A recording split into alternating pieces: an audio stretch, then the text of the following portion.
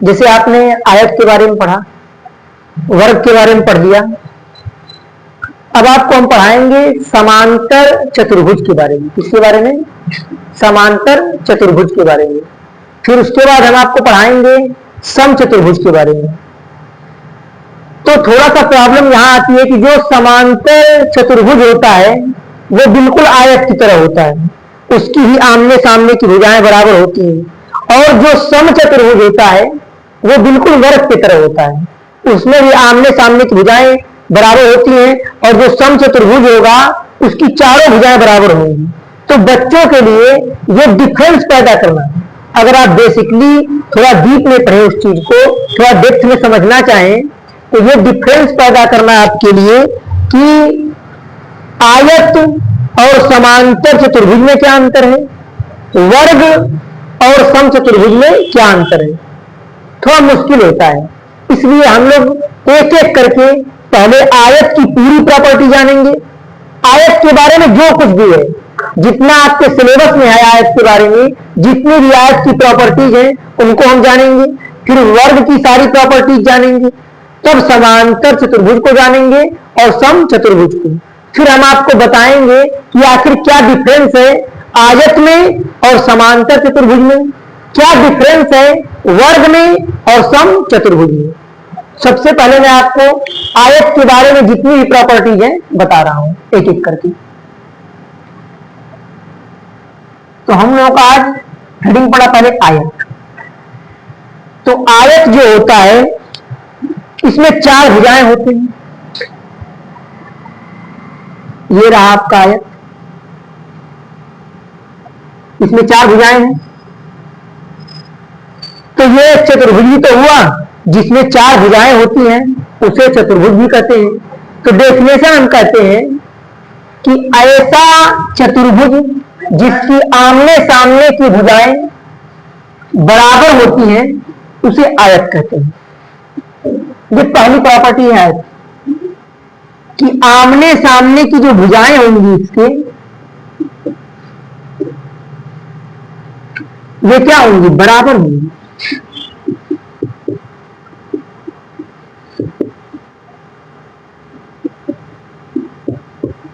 ये इसका पहला प्रॉपर्टी। दूसरा प्रॉपर्टी, जो आयत होता है इसके प्रत्येक कोण, इस कोने पे जो कोण बनेगा ये भी 90 डिग्री का होगा, एकदम स्ट्रेट। ये भी 90 डिग्री का होगा और ये भी 90 डिग्री का होगा और साथ में ये भी 90 डिग्री का होगा। तो आयत के बारे में हम दूसरी प्रॉपर्टी लिख सकते हैं कि इसका प्रत्येक कोण जो होता है, इसका प्रत्येक कोण 90 डिग्री का होता है। तीसरी प्रॉपर्टी, मैंने आपको पहले ही बताया कि हम आयत के बारे में डेप्थ स्टडी कर रहे हैं, विस्तृत अध्ययन, कि आयत की कोई भी प्रॉपर्टी छूटे नहीं। आयत के विकर्ण कैसे होते हैं, वो किस जगह पे संविभाजित करेंगे, हर एक रूल को हम पढ़ लेंगे ताकि हमें ये डिफरेंस मालूम करने में थोड़ी सी भी प्रॉब्लम ना आए कि आयत और समांतर चतुर्भुज में अंतर क्या है। बड़े कंफ्यूज होते हैं बच्चे। आज के बाद आपका कंफ्यूजन क्या हो जाएगा? खत्म हो जाएगा। आयत के बारे में हमने जाना, आयत की आमने सामने की भुजाएं बराबर होंगी, फिर आयत का प्रत्येक कोण 90 अंश का होगा। उसके बाद तीसरी प्रॉपर्टी है कि ये आयत के जो विकर्ण होंगे, ये रहा इसका पहला विकर्ण और ये रहा इसका दूसरा विकर्ण। आयत के जो विकर्ण होंगे, इन विकर्णों की लंबाइयां जो होंगी, विकर्णों की लंबाई ये बराबर होती है।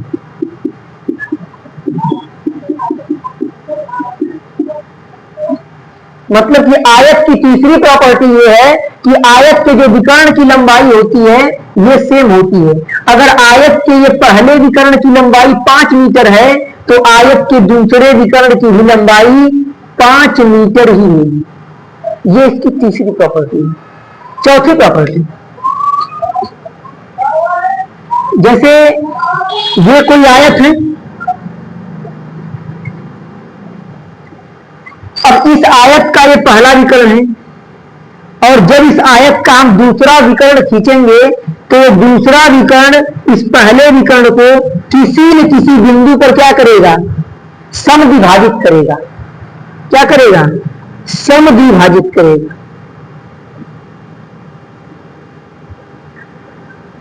सम का अर्थ होता है समान, द्वि का अर्थ होता है दो, भाजित का अर्थ होता है बांटना।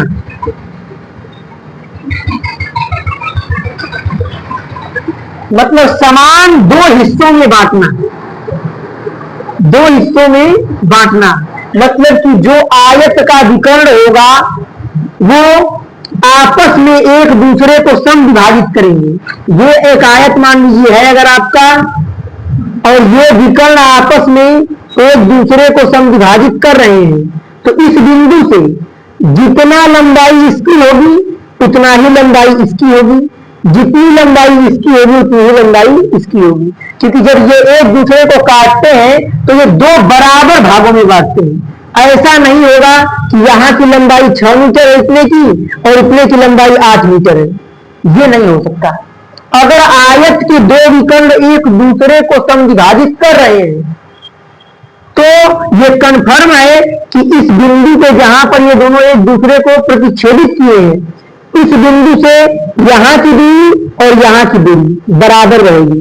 क्योंकि जो आयत के विकर्ण होते हैं, जो आयत के विकर्ण होते हैं, ये एक दूसरे को समविभाजित करते हैं।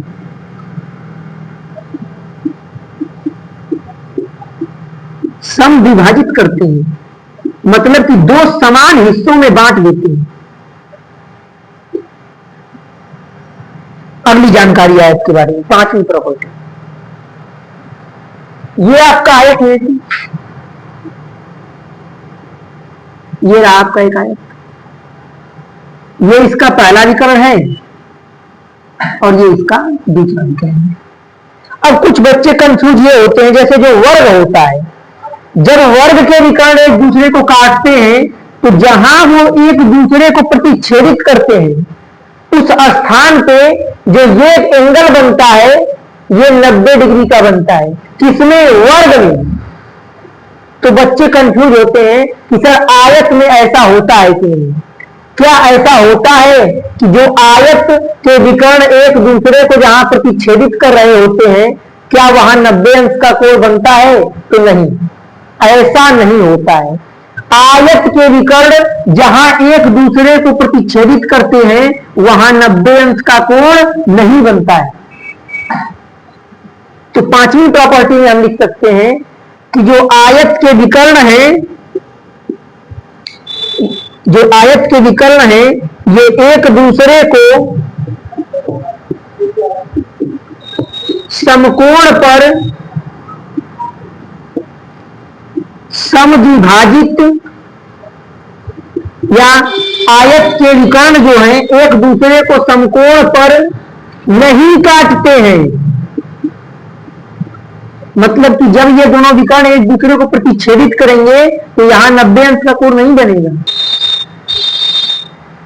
होते हैं ये एक दूसरे को कभी समकोण पर नहीं काटते हैं, ये समकोण पर काटेंगे। तो हम लिख सकते हैं कि आयत के विकर्ण एक दूसरे को समकोण पर नहीं काटते हैं। ये आयत की प्रॉपर्टीज हैं।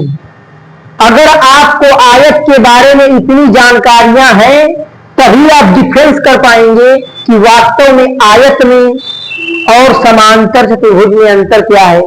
आयत में और वर्ग में गहराई से आप अंतर को समझ पाएंगे। तो पहली प्रॉपर्टी आयत के बारे में कि आयत की आमने सामने की भुजाएं बराबर होंगी तथा आयत का प्रत्येक कोण 90 अंश का हो, और आयत के जो विकर्णों की लंबाई होती है, अगर इस विकर्ण की लंबाई 5 मीटर है तो इस विकर्ण की लंबाई भी 5 मीटर ही होगी। मतलब आयत के विकर्णों की लंबाई बराबर होती है।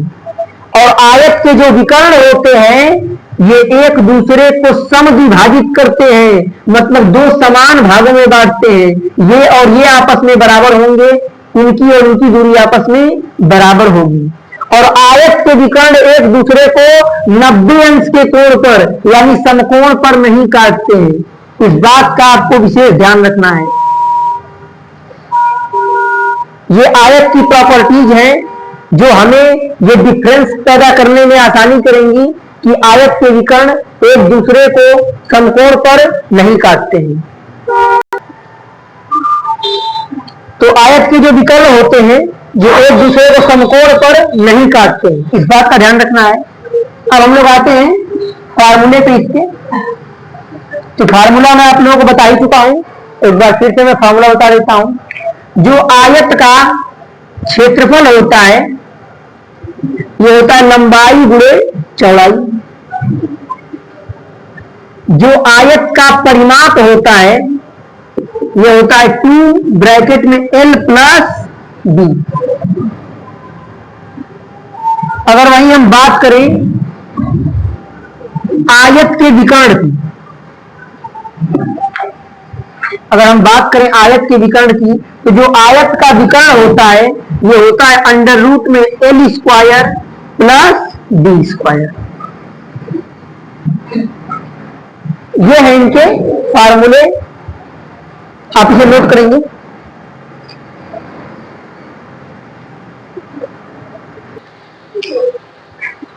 तो आयत के बारे में हमने जान लिया।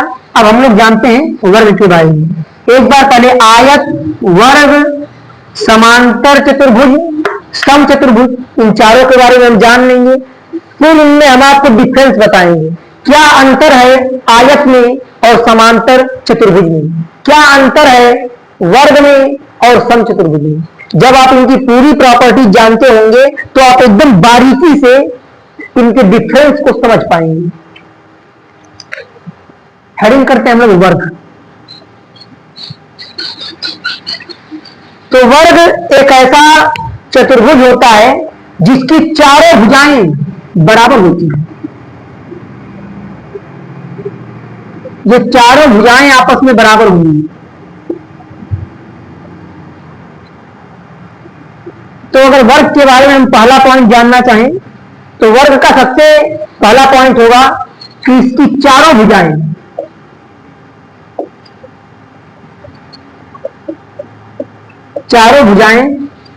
बराबर होती हैं। और नहीं सिर्फ समस्या, जो वर्ग होता है इसकी चारों भुजाएं बराबर होती हैं। वर्ग के बारे में हम दूसरा पॉइंट जानेंगे कि अगर कोई भी वर्ग जो है, ये एक वर्गाकार आकृति अगर है, इस वर्ग में अगर आप विकर्ण खींचते हैं तो ये विकर्ण जो होंगे ये आपस में बराबर होते हैं। अगर इस विकर्ण की लंबाई 5 मीटर है तो इस विकर्ण की लंबाई भी 5 मीटर ही होगी। मतलब कि वर्ग के विकर्ण बराबर होते हैं। जो वर्ग के विकर्ण होते हैं ये आपस में बराबर होते हैं। तीसरा पॉइंट वर्ग के बारे में, जो वर्ग के विकर्ण होते हैं, जो वर्ग के विकर्ण होते हैं ये एक दूसरे को समविभाजित करते हैं।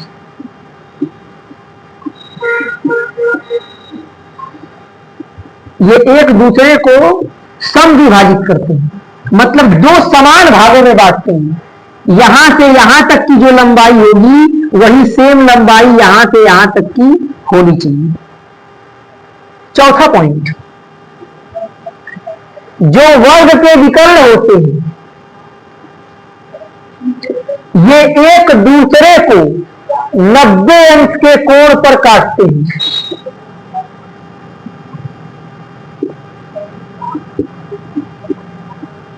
कितने अंश के कोण पर काटते हैं? 90 अंश की।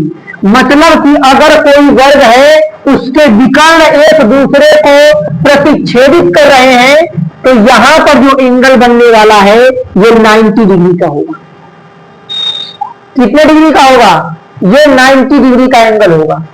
जबकि आयत में ऐसा नहीं होता है, लेकिन वर्ग में ऐसा होता है कि जो एंगल बनता है वो 90 डिग्री का एंगल बनता है। उसके बाद अगर हम वर्ग में और पॉइंट समझना चाहें तो वर्ग का प्रत्येक कोण 90 अंश का होता है।